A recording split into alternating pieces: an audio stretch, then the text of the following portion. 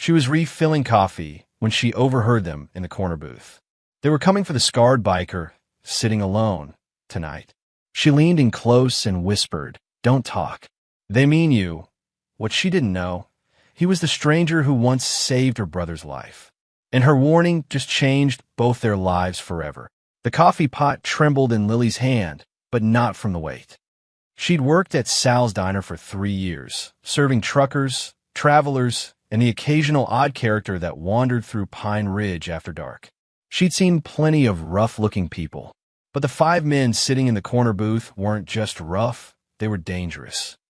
Black leather jackets, silver chains, tattoos crawling up their necks like dark vines. They spoke in low voices, the kind that didn't want to be heard but somehow carried anyway. Lily wiped down the counter, her ears catching fragments. Tonight, no loose ends. The traitor bleeds. Her stomach tightened. She told herself to mind her business. Poco fi. Smile. Go home. That's what smart people did in small towns when trouble walked in. But then the door chimed. The man who entered moved like a shadow. Tall, broad-shouldered, wearing a faded leather jacket with no patches, no colors. His face was hard, scarred along the left cheekbone, and his eyes swept the room once before landing on an empty booth near the window. He sat down, alone. Lily grabbed a menu and walked over, her sneakers squeaking against the linoleum. Up close, she could see the exhaustion in his face, dark circles under his eyes, hands rough and calloused, resting flat on the table like he was waiting for something. "Coffee?" she asked. "Black, and whatever's quick." His voice was low, rough around the edges. He didn't look at her. Lily turned to leave, but something made her glance back at the corner booth. One of the men, a bald guy with a snake tattoo coiling around his skull, was staring directly at the scarred man. His lips curled into something that wasn't quite a smile. Her pulse quickened. She returned to the counter, poured the coffee, and grabbed a plate of meatloaf from the warmer. As she walked back toward his booth, she passed the corner table. "That's him," one of them muttered. "You sure?" "Dead sure. Cole Monroe, the rat who ran." Lily's breath caught. She kept walking, her heart pounding so loud she was sure everyone could hear it. She set the coffee and plate in front of the scar man, Cole. He nodded once, still not looking up. Lily hesitated. Every instinct screamed at her to walk away. But her hands were shaking, and her mind flashed to a memory she'd buried for years. A night, a phone call, her brother's voice, shaking with terror. "They're going to kill me, Lily. I swear I didn't know." And then, days later, he'd come home. Alive. Bruised, but alive. He never told her the full story. Just said someone helped him. Someone who didn't have to. She looked at Cole's scarred face. The way he sat, tense like he was expecting something bad. And suddenly, she knew. Lily leaned in, pretending to straighten the napkin holder. Her voice came out as a whisper, barely audible. "Don't talk. They mean you." Cole's hand froze halfway to the coffee cup. His eyes snapped up to hers, sharp and cold. For a moment, neither of them moved. Then his gaze flicked toward the corner booth. Back to her. "Who are you?" he whispered. "Nobody," Lily said quickly. "Just then turn around. Don't react. Finish your coffee and leave through the back. The kitchen door leads to the alley." "Why are you?" "Because I remember," she cut him off, her voice cracking. "My brother, Danny Carter. You saved him 4 years ago." Cole's expression shifted. Confusion, recognition, something almost like pain. "You're Danny's sister?" She nodded. Behind her, a chair scraped. Heavy boots hit the floor. "Time's up," she whispered. "They're coming." Cole didn't move. His jaw tightened. "If I run, they'll come after you. If you don't, you're dead." The footsteps grew closer. Lily's hand was shaking so badly she could barely hold the coffee pot. She turned, forcing a smile as the bald man with the snake tattoo stepped up beside her. "Everything okay here, sweetheart?" he asked, his voice dripping with false charm. "Just fine," Lily said, her voice steadier than she felt. "Can I get you gentlemen anything else?" The man ignored her. His eyes locked onto Cole. Well, Cole Monroe. Didn't think we'd see you around here again." Cole slowly set down his coffee cup. His face was blank, unreadable. Vince, you got some nerve showing your face after what you did. I'm just passing through. Passing through. Vince laughed a cold, ugly sound. Nah, brother. You don't get to just pass through. Not after you turned your back on the family. Lily's heart hammered. The other four men were standing now, forming a loose circle around the booth. The diner was empty except for an elderly couple near the door, oblivious to the tension crackling in the air. Cole didn't flinch. I'm not your brother. Not anymore. Vince's smile vanished. You're right. Brothers don't snitch. Traitors do. Lily saw it then, the subtle shift in Vince's posture, the way his hand drifted toward his belt. She didn't think. She just moved. The coffee pot slipped from her hand, crashing onto the floor and splattering hot liquid everywhere. It splashed across Vince's boots and up his jeans. Oh my God, Lily gasped, dropping to her knees. I'm so sorry. I'm so clumsy. Damn it. Vince jumped back, cursing. The other men stepped back instinctively, distracted by the chaos. Lily grabbed a handful of napkins, dabbing uselessly at Vince's jeans while babbling apologies. In that split second, Cole moved. He slid out of the booth, his movements smooth and deliberate. He didn't run. He walked, fast but controlled, toward the back hallway that led to the kitchen. By the time Vince shoved Lily aside, Cole was gone. Where'd he go? Vince nodded. I don't know, Lily stammered, still on the floor. I'm sorry about the coffee. I'll get you a towel. Vince grabbed her by the arm, yanking her to her feet. His grip was iron. His breath smelled like cigarettes and rage. You think I'm stupid? He hissed. You warned him. Lily's blood turned to ice. I didn't. Shut up. Vince leaned in close, his voice dropping to a venomous whisper. You just made a very big mistake, little girl. He shoved her back against the counter and turned to his crew. Check the back. Find him. Now, the men scattered, boots pounding toward the kitchen. Vince followed, leaving Lily alone in the wreckage of broken glass and spilled coffee. Her whole body shook. What had she done? She just signed her own death warrant. But as she stood there, trembling, one thought burned brighter than the fear. She'd do it again. Lily's hands wouldn't stop shaking as she swept up the broken glass. Through the kitchen's swinging door, she could hear boots stomping, metal clanging, angry voices shouting Cole's name into the night. He's gone. Check the alley, every inch of it. The elderly couple by the door had already left, sensing trouble. Now it was just Lily and Sal, the owner, who'd emerged from his office looking pale and confused. What the hell is going on? Sal whispered. Nothing, Lily lied. Just some bikers passing through. But her voice cracked on the last word. Vince stormed back through the kitchen door, his face twisted with rage. Behind him, his crew looked like wolves denied their kill. One of them, a younger guy with a scorpion tattoo on his neck, kicked over a chair on his way in. That rat knew we were coming, Vince said, his cold eyes fixed on Lily. Someone tipped him off. Lily forced herself to meet his gaze. I don't know what you're talking about. No. Vince stepped closer. Funny how that coffee pot just slipped right when we were about to have a conversation with our old friend. It was an accident. Accidents don't happen that convenient. Sal moved between them, his voice shaky but firm. Hey now, the girl said it was an accident. You got a problem? Take it somewhere else. This is a respectable establishment. Vince's smile was razor thin. Respectable. Right. He looked around the run-down diner. The cracked vinyl booths, the flickering neon sign, the faded photos on the wall. Real classy joint you got here, old man. I'm asking you to leave, Sal said. For a long moment, nobody moved. Then Vince pulled out a $20 bill and tossed it on the counter. Keep the change, he turned to his crew. Let's go. We got other ways to find him. But as he passed Lily, he leaned in close enough that she could feel his breath on her ear. You cost us tonight, sweetheart. We don't forget, and we don't forgive. Then they were gone, their motorcycles roaring to life outside like angry beasts before tearing off into the darkness. Lily's legs gave out. She sank onto a stool, her whole body trembling. You okay? Sal asked, his hand on her shoulder. Yeah, I'm fine. That was Cole Monroe, wasn't it? Lily looked up sharply. You know him? Sal nodded slowly.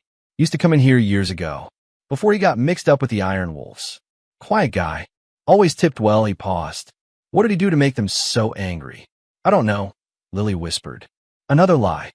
But before Sal could press further, the back door creaked open. Lily spun around, heart hammering, and there was Cole, standing in the doorway like a ghost.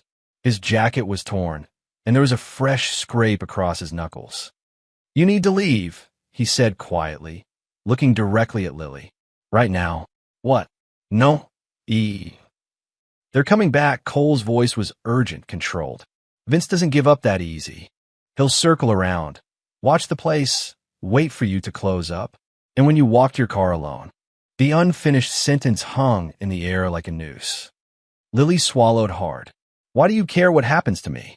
Cole stepped inside, closing the door behind him. Because Danny was a good kid who got caught in something he didn't understand. I got him out, but it cost me everything. I'm not letting his sister die because of me. I made my choice. You didn't know what you were choosing. Cole's eyes were hard but not unkind. These aren't street thugs, Lily. The Iron Wolves are a nationwide MC. They run guns, drugs, protection rackets. They've got chapters in 15 states. And their rule is simple. Once you're in for life. Leave, and you're marked for death. So what are you saying? I'm saying you helped me, and now they think you're with me. Which means you're dead either way. The words hit like a punch to the gut. Lily looked at Sal, hoping he'd say something, anything to make this make sense. But the old man just looked sad. He's right, kid, Sal said softly. I've seen how these people operate. They don't forget. Lily's mind raced. Her apartment, her life, her brother, who lived 3 hours away in the city. What would Danny think when he found out she was running? I can't just leave, she whispered. I have a life here. Not anymore, Cole said bluntly. Look, I'm heading west. There's someone I can contact, someone who can help. But I need to move now, and so do you. You want me to just run away with you? A complete stranger? Cole's jaw tightened. I'm not a stranger. I'm the guy who saved your brother. And right now, I'm the only reason you're still breathing. Lily wanted to argue, to tell him he was wrong, that she could handle this herself. But the memory of Vince's whisper, we don't forget, made her blood run cold. How do I know I can trust you? She asked. You don't. Cole's expression softened, just barely. But 4 years ago, Danny asked me the same question, and I got him home safe. That's all I can offer you. Outside, in the distance, Lily heard the rumble of motorcycles. They were coming back. Cole heard it too. His hand moved to his belt, where Lily noticed for the first time the outline of a gun tucked beneath his jacket. Decide now, he said quietly. Stay and hope they're merciful. Or come with me and stay alive. Lily looked at Sal one last time. The old man nodded, his eyes wet. Go, kid. I'll tell them you quit. Lily's heart pounded. Every rational part of her brain screamed that this was insane. But the rumble of engines was getting closer, and Vince's threat echoed in her mind. She grabbed her purse from behind the counter. Okay, she breathed. Let's go. Cole was already moving toward the back door. My bike's in the alley. Stay close. And just like that, Lily's life as she knew it was over. The night air hit Lily's face like a slap. Cole's motorcycle sat in the shadows of the alley, a matte black beast that looked like it belonged to the darkness itself. Ever been on a bike? Cole asked, already swinging his leg over. Once, when I was 16-inch. Good enough. He handed her a helmet that had been strapped to the back. Hold on tight. Don't lean against me in turns, just follow my body. And whatever happens, don't let go. Lily's hands trembled as she fastened the helmet. The rumble of engines was getting louder now, maybe 2 blocks away. Her heart felt like it might explode. She climbed on behind Cole, her arms wrapping around his waist. Beneath the worn leather jacket, she could feel how tense he was, coiled like a spring ready to snap. The engine roared to life. Where are we going? Lily shouted over the noise. Somewhere safe. Maybe. Not exactly reassuring. Cole didn't wait for a response. The bike lurched forward, and suddenly they were flying through the alley, wind whipping past Lily's face. She tightened her grip as they burst onto the main street. Behind them, headlights appeared, 3 motorcycles, their engines screaming like banshees. "They see us," Lily yelled. Cole didn't answer. He just twisted the throttle, and the bike shot forward with terrifying speed. The small town blurred past them. The post office, the gas station, the church with its white steeple glowing in the moonlight. The Iron Wolves were gaining. Cole took a sharp right onto a dirt road, the bike skidding slightly before finding traction. Lily's stomach lurched. Trees closed in on both sides, their branches forming a tunnel of shadows. "There's an old fire road half a mile up," Cole shouted back. "They won't expect it." The bikes behind them were close enough now that Lily could see their headlights bouncing through the trees, close enough to hear their engines snarling. Then Cole did something insane. He killed the headlight. Everything went black. Pure, absolute darkness. Lily couldn't see anything. Not the road, not the trees, nothing. She buried her face against Cole's back, trusting him completely because she had no other choice. The bike slowed, turned sharply, and suddenly the ground beneath them changed, rougher, bumpier. Branches scraped against Lily's arms. She bit back a scream. Behind them, the 3 motorcycles roared past, their lights cutting through the darkness like searchlights. But they didn't turn. They kept going straight, their engines fading into the distance. Cole waited another 30 seconds before turning the headlight back on. They were on a narrow trail barely wide enough for the bike, surrounded by dense forest. Cole navigated carefully now, weaving between trees and over roots. "That was insane," Lily gasped. "That was necessary. You could have killed us both. Better than what Vince would do." "Fair point." They rode for another 20 minutes in silence, climbing higher into the hills. The temperature dropped, and Lily shivered despite Cole's body heat in front of her. Finally, the trail opened up to a small clearing.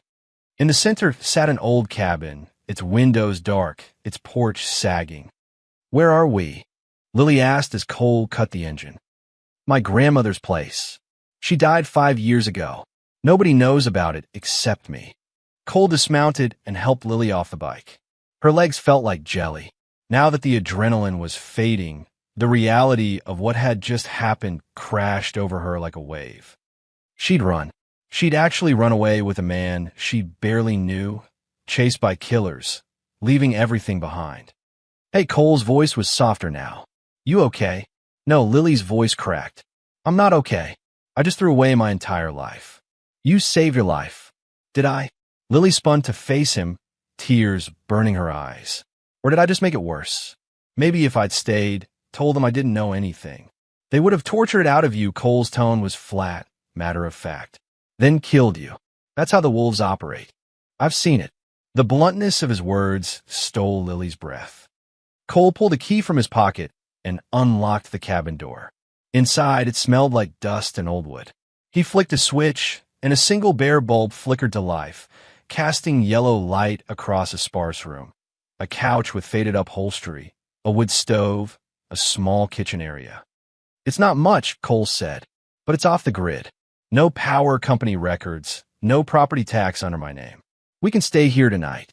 Lily sank onto the couch, her whole body shaking. "And then what?" Cole was quiet for a moment.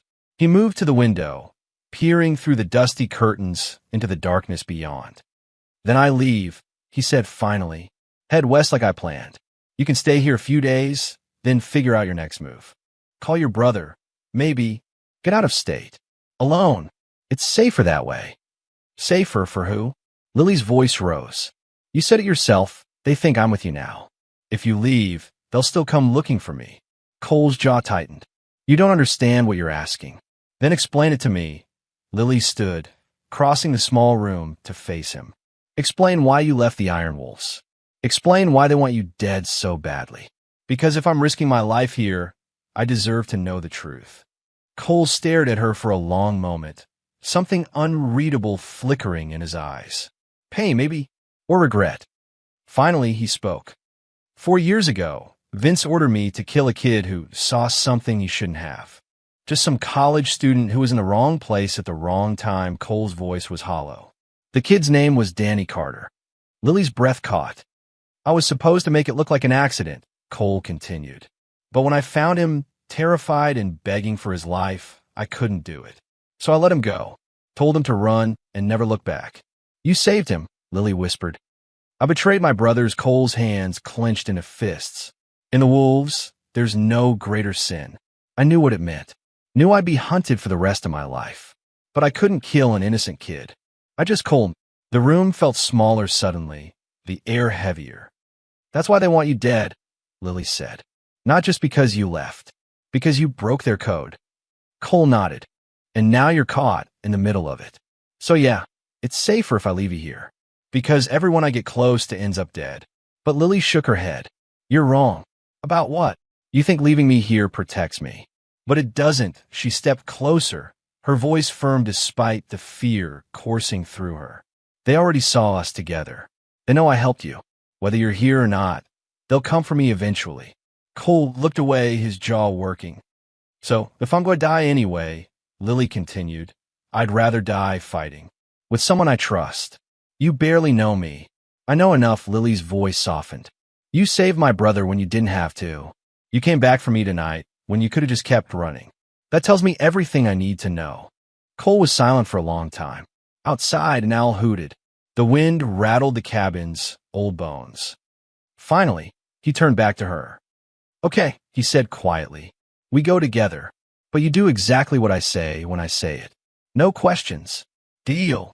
They shook hands, and Lily felt the calluses on his palm, the strength in his grip. For better or worse, their fates were tied now. All they had to do was survive. The fire in the wood stove crackled softly, casting dancing shadows across the cabin walls. Lily sat on the floor, a blanket wrapped around her shoulders, watching the flames. Cole had found some old canned soup in the cupboard, and they'd eaten in silence, both too exhausted for conversation. Now, as midnight approached, the weight of everything that had happened began to settle in Lily's chest like a stone. Can't sleep? Cole's voice came from the darkness near the window. Would you? Lily replied. A small smile tugged at his lips. Fair point. He moved away from the window and sat on the floor across from her, the firelight illuminating half his face while leaving the other in shadow. The scar on his cheekbone looked deeper in the flickering light. How'd you get that? Lily asked, gesturing to the scar. Cole touched it absently. Vince. 3 years ago, I questioned one of his orders, said it was too risky. He didn't like that. He paused. Funny thing about the wolves, they talk about brotherhood, loyalty, family. But the moment you show weakness, they turn on you like rabid dogs. Then why did you join? Cole was quiet for a moment, staring into the fire. I was 19, angry at the world. My dad had just died, left us with nothing but debt. The wolves offered me money, purpose, a place to belong. He shook his head. I thought I was joining a family. Took me 5 years to realize I'd join a prison. Lily pulled the blanket tighter. What changed? I started seeing what we really did. Not the brotherhood talk, not the rhetoric about loyalty. The actual work. Cole's voice hardened. We hurt people, destroyed lives, sold poison to kids. And every time I questioned it, Vince would remind me that I was in too deep to leave. But you did leave. After Danny, Cole looked up at her. After I let him go, I knew there was no coming back. The wolves don't forgive traitors. So I took what cash I had, got on my bike and rode. Been running ever since. The cabin fell silent except for the crackling fire. Outside, the wind picked up, whistling through the trees. Why didn't you go to the police? Lily asked. Cole laughed bitterly. The police? Half the cops in 3 counties are on the wolf payroll. I tried once, 2 years ago. Walked into a sheriff's office in Montana. Tried to tell them everything. He gestured to his ribs. Ended up with 3 broken bones and a warning that next time they'd bury me in the woods. Lily's stomach turned. So there's no one who can help. I didn't say that. Cole leaned forward, his eyes intense. There's a federal agent I've been in contact with. Name's Sarah Chun.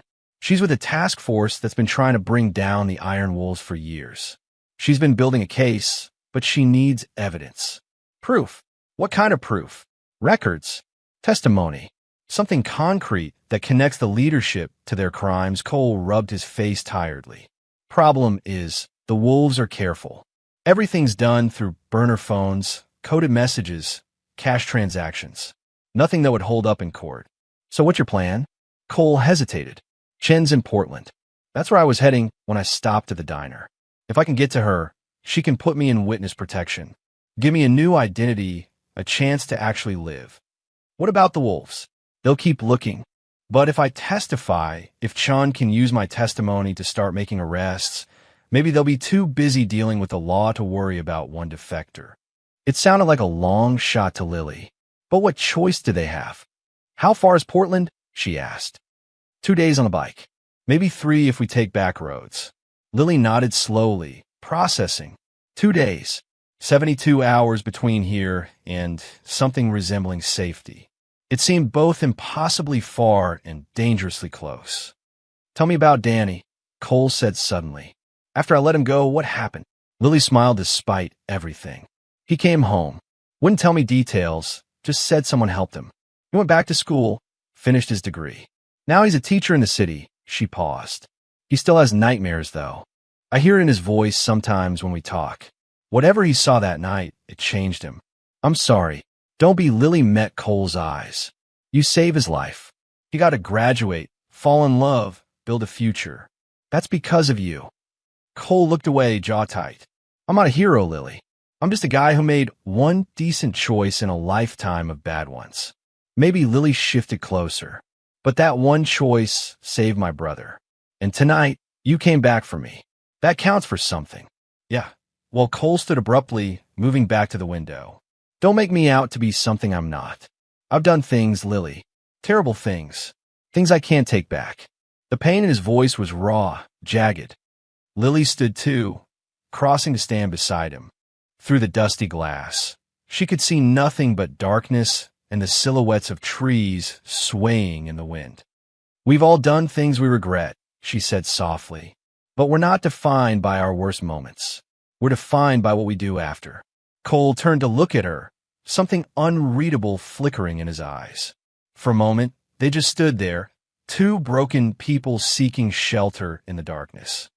You should try to sleep, Cole said finally. We leave at dawn. The longer we stay here, the more dangerous it gets. What about you? Someone needs to keep watch. Lily wanted to argue, but exhaustion was pulling at her like a tide. She nodded and moved back to the couch, wrapping herself in the blanket. As she closed her eyes, she heard Cole's voice, quiet in the darkness. Thank you. For what? For not running from me when you had the chance. Lily smiled into the darkness. Where would I go? But she knew the truth. She could have run, could have taken her chances with the wolves, or fled on her own. But something about Cole, his guilt, his determination to do right after so much wrong, made her believe in him. And in a world that suddenly felt very dangerous, belief was all she had. Within minutes, exhaustion claimed her, pulling her into a dreamless sleep. Cole watched her for a moment, then turned back to the window, his hand resting on the gun at his belt.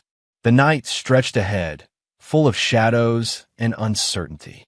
But for the first time in 3 years, he wasn't alone in his fight. And that changed everything. Dawn broke cold and gray. Lily woke to the smell of instant coffee and the sound of Cole moving around the cabin, packing supplies into a warm backpack. Morning, he said without turning. We need to move in 10 minutes. Lily sat up, her body aching from sleeping on the old couch. Where are we headed? South first, then west. The wolves will expect us to go straight for Portland. We'll take the long way, stick to small towns. He handed her a thermos of coffee. It'll add a day, but it keeps us alive. Lily took a sip. It was terrible coffee, but it was warm. Have you heard from Agent Chun? Sent her a message last night. Burn her phone. Cole showed her an old flip phone, the kind nobody used anymore. She knows we're coming, but we're on our own until we reach Portland. 20 minutes later, they were back on the road. The morning air bit at Lily's face as the motorcycle ate up miles of empty highway. The landscape shifted from dense forest to rolling hills, small farms appearing like islands in a sea of grass. Cole stopped at a tiny gas station just after noon. While he filled the tank, Lily went inside to use the restroom. The attendant, An elderly man with kind eyes smiled at her. "You two look like you've been riding hard," he said.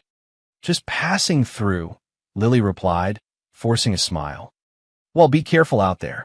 Heard on the radio, there's some motorcycle club causing trouble a few counties over. Breaking into houses, roughing people up." Lily's blood went cold. "What club?" "Didn't catch the name. Something about wolves, I think." Lily thanked him and hurried back outside. Cole was already on the bike, tension radiating from him. "You heard?" she asked. "Got a text from Chun. The wolves put out word we're heading west. They've got chapters mobilizing along every major route." His jaw tightened. "They're coordinating a manhunt. So what do we do?" Cole pulled out a paper map. Old school, untraceable. "We go completely off-grid. No highways. No major towns. Just back roads and hope." They rode for hours, the landscape growing more desolate. Late afternoon found them at a crossroads in the middle of nowhere. Cole pulled over, studying the map. "We're about 8 hours from Portland if we push hard," he said. "But there's a problem." "What?" "There's only one bridge across the Columbia River that we can use without going through a major checkpoint. It's in a town called Riverside. Population maybe 300-inch. And it's Iron Wolves territory. Small chapter, but they'll be watching." Lily's stomach sank. "Is there another way?" "Not without adding 3 days. And we don't have 3 days. Chun says the task force is moving on Friday. If we're not there to testify, they'll have to postpone, maybe cancel. The wolves have lawyers, politicians in their pocket. Every day we wait, their chances of beating the charges get stronger. So we go through Riverside. It's a huge risk." Lily looked at him. "Everything about this is a huge risk. But we've made it this far." Cole studied her for a long moment, something like admiration flickering in his eyes. "You're tougher than you look, you know that. I'm a waitress who dealt with drunk truckers and rude customers for 3 years. I'm tougher than I look." I got a genuine smile from him. Small but real. They rode on as the sun began its descent. The conversation during breaks became easier, less guarded. Cole told her about his grandmother, how she taught him to fish in the stream behind the cabin. Lily told him about her dreams of leaving Pine Ridge, going to culinary school, opening her own restaurant someday. "You still can," Cole said. "After this is over. New city, new start. What about you?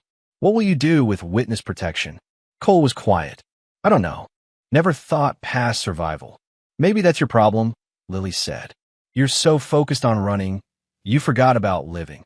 Hard to think about living when people want you dead. Then let's make sure they don't win." As twilight fell, they stopped at an abandoned barn to rest. Cole checked his phone. Another message from Chun. She confirmed it. "Wolves are watching the bridge. 2, maybe 3 members stationed in town. Can we sneak past? At night, maybe. But we have to ditch the bike, go on foot. If they spot us," he didn't finish the sentence. Lily thought hard. What if we didn't sneak? What do you mean?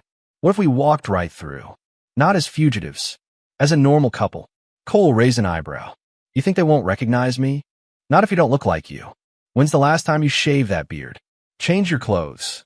Understanding dawned on Cole's face. "You want to disguise me. The wolves are looking for a dangerous biker and his accomplice. Not a clean-cut couple on a road trip." Lily warmed to the idea. "We find a store, buy normal clothes, make you look different. Then we ride through town like we belong there." "That's insane." "So, was everything else we've done?" Lily crossed her arms. "You have a better idea?" Cole ran a hand through his hair, thinking. Finally, he nodded. "There's a Walmart about 40 miles east. We can get what we need there."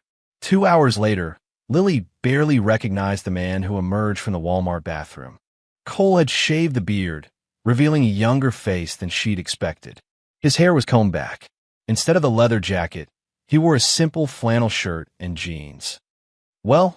he asked, uncomfortable. "You look normal," Lily said, surprised. "Like someone's dad on vacation." "Great. Always wanted to look like a dad." But Lily could see it working.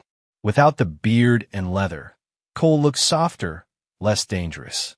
She'd changed too, traded her waitress uniform for a sundress and cardigan. They looked like any other couple traveling through. As they stood in the parking lot, Cole caught his reflection in the bike's mirror. Something strange crossed his face. What? Lily asked. I almost forgot what I looked like under all that. He touched his bare jaw. Been hiding for so long. Lily stepped closer.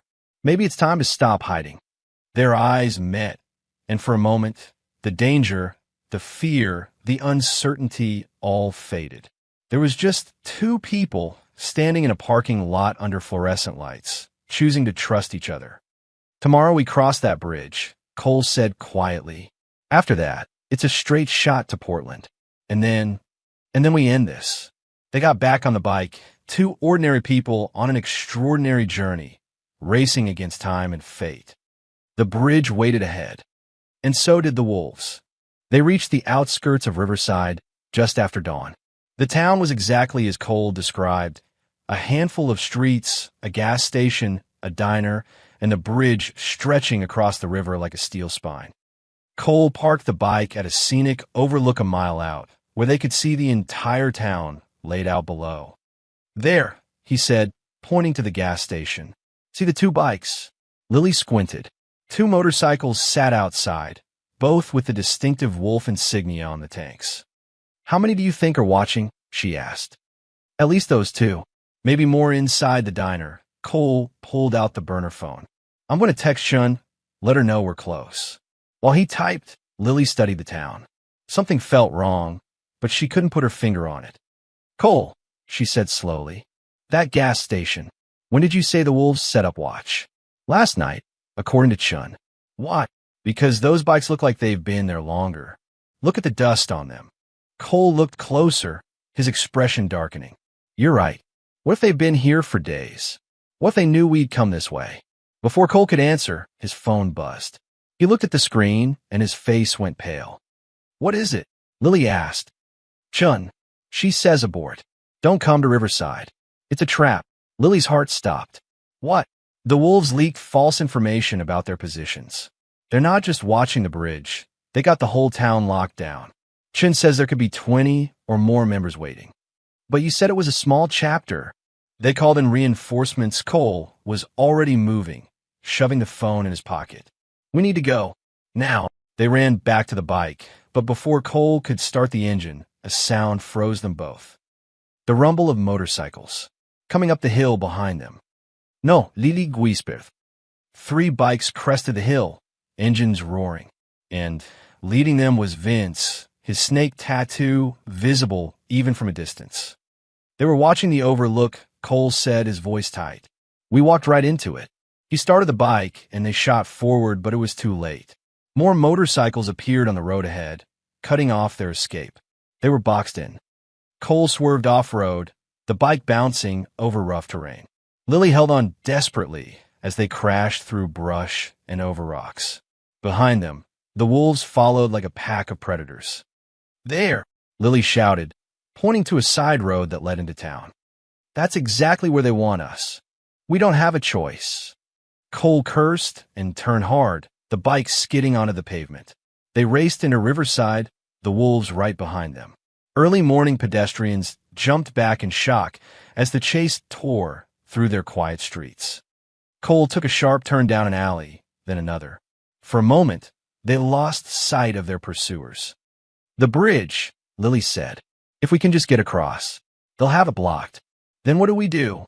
Cole's eyes darted around frantically, then locked onto something. There, the church. He pointed to a small white church at the end of the street. Without waiting for agreement, he gunned the engine toward it. They abandoned the bike behind the building and ran inside. The church was old, empty, sunlight streaming through stained glass windows. Their footsteps echoed on the wooden floors. This is a dead end, Lily said, her voice shaking. Not exactly. Cole was already moving toward the back. Churches like this always have basements. Old ones have tunnels, used to connect to the parsonage, sometimes to other buildings. He found a basement door, and they plunged down into darkness. Cole used his phone flashlight, revealing a cramped space filled with old furniture and boxes. And there, a narrow tunnel entrance, partially hidden behind a bookshelf. Help me, Cole said, and together they shoved the shelf aside. Above them, the church door crashed open. Heavy boots on wooden floors. "They're here," a voice shouted. Cole and Lily squeezed into the tunnel. It was barely wide enough for one person, the walls damp and close. They crawled forward in darkness, Cole's phone light their only guide. Behind them, they heard the basement door open. Footsteps on stairs. "Keep moving," Cole whispered. The tunnel seemed endless. Lily's knees scraped against stone, her breathing loud in the confined space. Then, finally, Cole's light found a ladder leading up. They climbed and emerged into another basement, this one belonging to what looked like an old house. Cole pushed open a door, and they found themselves in an abandoned building, windows boarded up, furniture covered in sheets. "Where are we?" Lily gasped. Cole peered through a crack in the boards. "Other side of town, near the bridge." "Did we lose them?" As if in answer, they heard motorcycles outside, voices shouting. "They're searching everywhere," Cole said. "It's only a matter of time." Lily's mind raced. They couldn't run forever. Eventually, the wolves would find them. Unless... "Cole," she said, "your phone. Can you record video?" "Yeah, why?" "You said Chin needs evidence. Real evidence that would hold up in court." Lily's words came fast, urgent. "What if we gave it to her?" "What are you talking about?" "The wolves are here, all together, coordinating. What if we recorded them? Got them to talk about their plans, their crimes?" Cole stared at her. "That's suicide. How would we even get close enough? We use ourselves as bait." "Absolutely not." "Listen to me." Lily grabbed his arm. "They want you. They're here because of you. What if we make them think they've won? Draw them in close, get them talking, record everything. Then we run. And if we don't make it out, then at least Chun has the evidence to take them down." Lily's eyes were fierce. "Either way, the wolves lose." Cole looked at her for a long moment. In the dim light filtering through the boarded windows, he saw not the scared waitress from the diner, but someone brave and determined. "You're insane," he said. "I learned from you." Despite everything, Cole almost smiled. Then his expression hardened into resolve. "Okay, we do this. But we do it smart." He checked his phone. "I'll set it to record and hide it somewhere. Then we let them find us. And hope they feel like bragging before they kill us." "Pretty much." Lily took a deep breath. "Let's end this." Outside, the wolves were closing in. But for the first time since this nightmare began, Lily and Cole weren't running blindly. They were fighting back. And they were doing it together. Cole found a broken shelf near the boarded window. Perfect angle to capture the room while staying hidden. He propped his phone behind it, started recording, then tested the view. "Good," he muttered. "Audio should pick up everything within 20 feet. "What do we do now?" Lily asked, her voice steadier than she felt. "We wait. When they get close, I'll make noise." "Draw them in." Cole checked his gun. Only 4 bullets left. "Once they're in the room and talking, we need to keep them engaged. Get them to confess to something concrete." "How do we do that?" "Vince has an ego the size of Texas. He'll want me to know how badly I screwed up, how clever he was setting this trap." Cole's jaw tightened. "We just need to survive long enough for him to brag." Outside, engines cut off. Doors slammed. Voices grew closer. "They're sweeping every building," Lily whispered. Cole took her hand. "Whatever happens, stay behind me. And if I say run, you run. Don't look back." "Cole, promise me." Lily squeezed his hand. "Only if you promise the same." Before he could answer, a voice boomed from outside. "Monroe, we know you're in one of these buildings. Make this easy on yourself." "Vince." Cole and Lily exchanged a glance. This was it. Cole picked up a loose brick and hurled it across the room. It crashed through a rotten floorboard with a loud crack. Silence. Then footsteps, fast and purposeful, converging on their location. The door exploded inward. 4 wolves poured in, weapons drawn. Then Vince stepped through, his snake tattoo seeming to writhe in the dim light. "Well, well," Vince said, a cruel smile spreading across his face. The rat and his pet. More wolves filed in behind him. Lily counted 8, maybe 9. Too many. Cole raised his hand slowly. "It's over, Vince. You got me." "Oh, it's not over yet, brother." Vince stepped closer. "See, you cost us 3 years of looking over our shoulders. 3 years of wondering when you'd talk. 3 years of lost revenue because we couldn't operate freely. I never talked, Cole said. But you're going to. Vince pulled out his own gun. We got word you've been in contact with the feds. Agent Chun, right? Bet you thought you were so careful with those burner phones. Cole's face remained impassive, but Lily saw his jaw tighten. They'd been monitoring his communications. So what's the plan? Cole asked. Kill me here? Make it look like an accident. Vince laughed. Accident? Nah, we're gonna make you disappear. You and the girl. But first, I want you to understand just how badly you failed. Keep him talking, Lily thought. Let him brag. The bridge was genius, she said suddenly. All eyes turned to her, making us think it was a small operation. How'd you coordinate it? Vince's smile widened. Smart girl. See, Cole, she gets it. He holstered his gun. Relax now. We got chapters in 12 states, darling. One call, and I can mobilize 100 men. Had boys driving in from Nevada, Montana, even Texas. Just for me. Cole said, I'm flattered. Not just you. Your message. Vince started pacing, clearly enjoying himself. Word's been going around that the Iron Wolves are weak. The people can just walk away. We needed to remind folks what happens to traitors. By murdering a waitress? Lily said, anger creeping into her voice. By eliminating witnesses, Vince corrected. You helped him. That makes you complicit. That's the Wolves' law. You stand with our enemies, you die with them. One of the other gang members spoke up. Vince, we should move. Cops could. Cops ain't coming. Vince interrupted. Sheriff's in our pocket, remember? Hell, half the department is. We own this town. We own every route between here and Portland. She knows it too. Why do you think she told you to abort? Cole's fist clenched. You tapped her communications too. We got people everywhere, Monroe. Feds, cops, judges. You really thought you could bring us down? The Iron Wolves are bigger than you. Bigger than the law. Vince leaned in close. We're untouchable. Is that why you had me kill all those witnesses 3 years ago? Cole said quietly. Because you're untouchable. Vince froze. The truckers in Spokane, Cole continued, his voice hard. The accountant in Boise. You ordered those hits because they saw your drug shipments. Innocent people, Vince. Women. Kids. They knew too much. Like the pastor in Helena. The one who saw you beating that kid half to death. Vince's face twisted with rage. Shut up. That's what you do, right? Silence anyone who threatens the wolves. Murder, witness tampering, bribing officials. Cole's voice rose. And you think you're untouchable. I said shut up. Vince backhanded Cole across the face. Cole stumbled but stayed standing. Blood trickled from his lip. Truth hurts. You want truth. Vince grabbed Cole by the collar. Here's truth. I personally ordered 17 hits in the last 3 years. 17 people who thought they could cross us. And you know what? Not one investigation stuck. Because we're ghosts. We're everywhere and nowhere. Vince, man, why are you? One of the wolves started. Because I want him to know. Vince roared. I wanted to die knowing he failed. That everything he tried to do was pointless. The room fell silent except for Vince's heavy breathing. Then from the street outside, a new sound, sirens. Vince spun toward the window. What?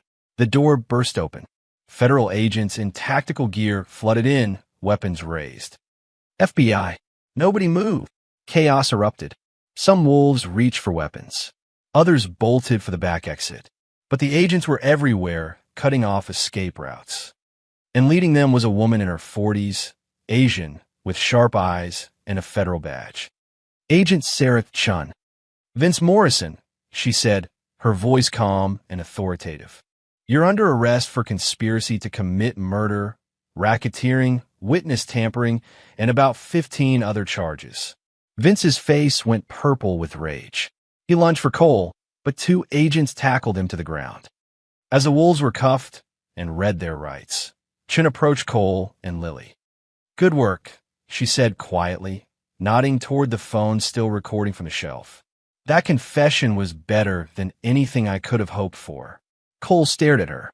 How did you know? Your text. You said you were setting a trap. I figured you needed backup. Chun almost smiled. Plus, we've been tracking the wolves' communications for weeks. When they all converged here, We knew something big was going down. Lily's legs nearly gave out. It was over. Actually over. As Vince was dragged past them, still cursing and struggling, he locked eyes with Cole. "This isn't finished," he snarled. "Yeah," Cole said quietly. "It is." Vince was shoved into a federal vehicle and driven away. Chun turned to Cole. "We'll need your full testimony. And witness protection is still on the table." Cole nodded, then looked at Lily. She was shaking, tears streaming down her face. Relief, fear, exhaustion all hitting at once. He pulled her into a hug, and she collapsed against him. "We did it," she whispered. "You did it," Cole corrected. "This was your plan." Around them, federal agents secured the scene. But in that moment, it was just two people who'd survived the impossible. Together, 3 weeks later, Portland. Lily stood on the balcony of a small apartment, watching the city lights flicker to life as dusk settled over the skyline. Behind her, she heard the door open and close. "You're going to catch a cold out here," Cole said, joining her with 2 mugs of coffee. She took one gratefully. "Can't help it. Still not used to being safe." Cole leaned against the railing beside her. He looked different now, not just the clean-shaven face, but something deeper. The constant tension that had lived in his shoulders was gone. He looked, for the first time since she'd met him, at peace. "Chin called," he said. "The grand jury indicted 37 Iron Wolves members across 6 states. Vince is looking at life without parole. The others are scrambling to cut deals. And the rest of the club? Scattered. Leaderless. The FBI's still rounding them up, but without Vince and the core leadership, they're falling apart." Cole paused. "It's really over, Lily.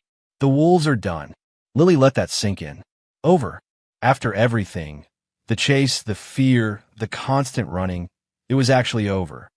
"What about witness protection?" she asked quietly. Cole was silent for a moment. "Chin offered me a new identity. New city, new life. Everything erased." He turned to look at her. "But I turned it down." Lily's heart skipped. "Why?" "Because I'm tired of hiding. Tired of running from my past." He set down his coffee mug. "I testified in court. Put my face and name on record. If there are any wolves left who want revenge, let them come. I'm done being afraid." "That's brave. Or crazy. A little bit of both," Cole smiled slightly. "Besides," Chin says, with the organization dismantled, the threat level is minimal. Most of the remaining members are more worried about prison than hunting me down." Lily nodded, processing this. "So what now?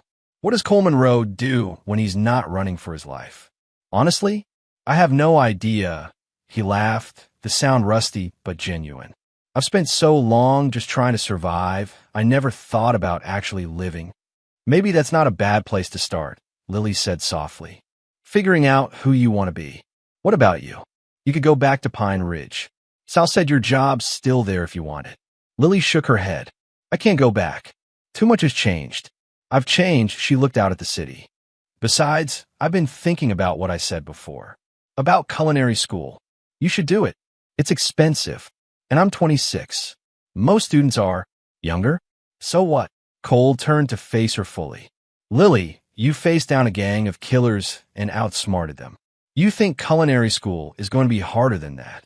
She laughed despite herself. "When you put it that way, you got time now. Money saved up. And you're alive to pursue it."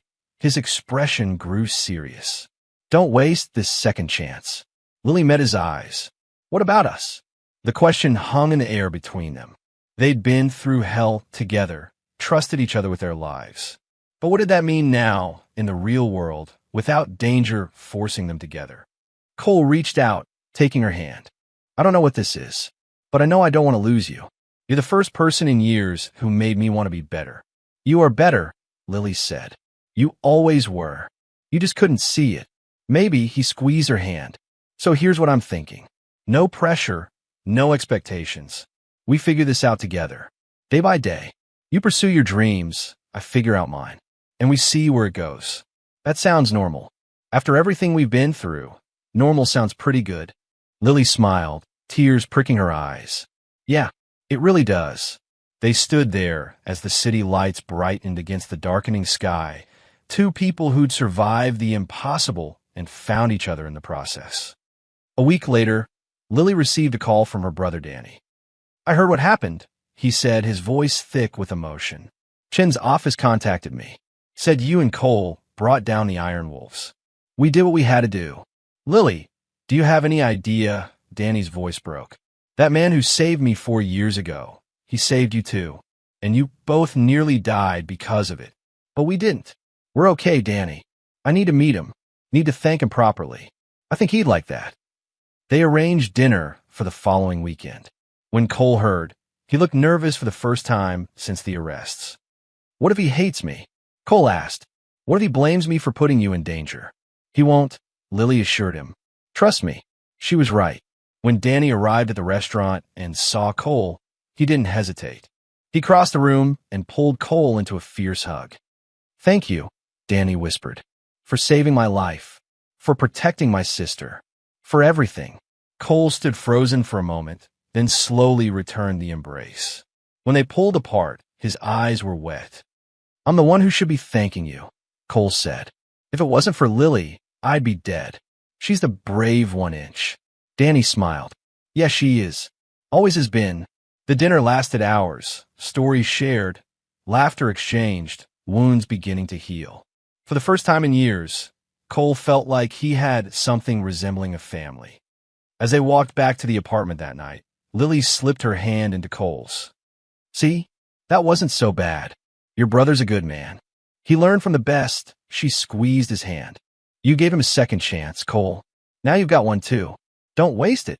"I won't," Cole promised. "We won't." Above them, stars emerged between the clouds. The night was cool but not cold, filled with the sounds of the city, car horns, distant music, the murmur of life continuing. They had survived. They had fought back. And they had won. But more than that, they had found something neither expected. Hope. Hope for a future not defined by fear or running. Hope for dreams pursued and chances taken. Hope for two broken people who found wholeness in each other. As they reached the apartment building, Cole stopped and turned to Lily. "Thank you," he said simply. "For what?" "For that night in the diner. For warning me.